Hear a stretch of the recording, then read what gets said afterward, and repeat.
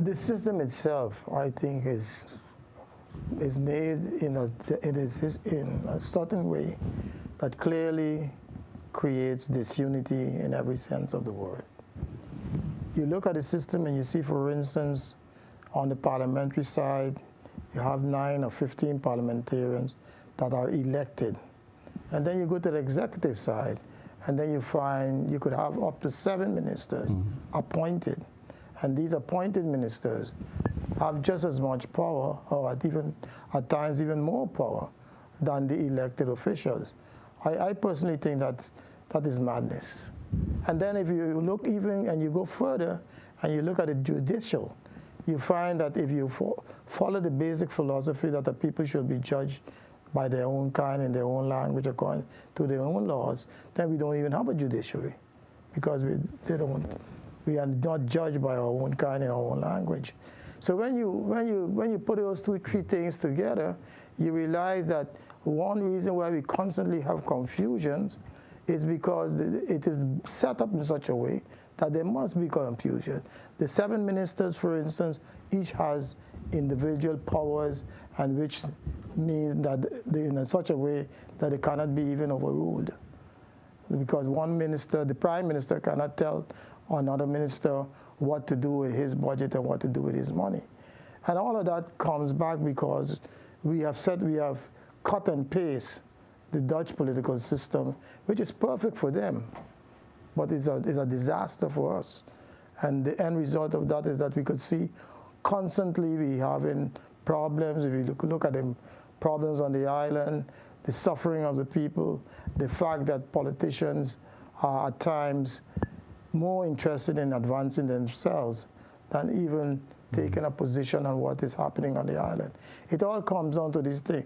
So when you look at the elections, I believe what we have popular opinions that are taking place, but we don't have popular rule. The people don't rule this country, despite the fact of the election taking place, and we are appointing various people in certain places. The final decisions that have to be made is constantly made in The Hague, and therefore our elections, they have popular opinions, but in the final analysis, our 15 parliamentarians and our 7 ministers cannot make rules and regulations that might really benefit us, while because of the final veto powers of everything that takes place on this island lies really in The Hague. The end result being that people get disillusioned after a while. You vote in people, and I think even those that get voted go in there with good intentions at times, believing that they could do certain things, and then once they get inspired, they start to realize, hey, wait, I cannot really do what I want because of the circumstances in which I am situated.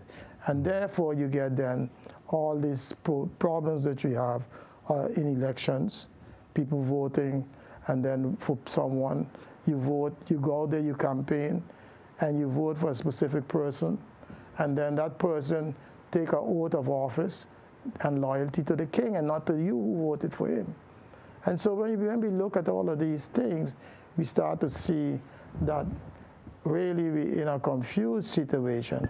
And therefore, as long as we stay in this type of situation, we will always go from one group of people to the next group. Everybody comes out, like you said earlier, in 76 or 79, it was the St. Martin political movement that started out, a bunch of young people with the patriotic movement, with a great deal of vision, or not vision, but a great deal of much as expectations that they were really out there to try and make dramatic changes.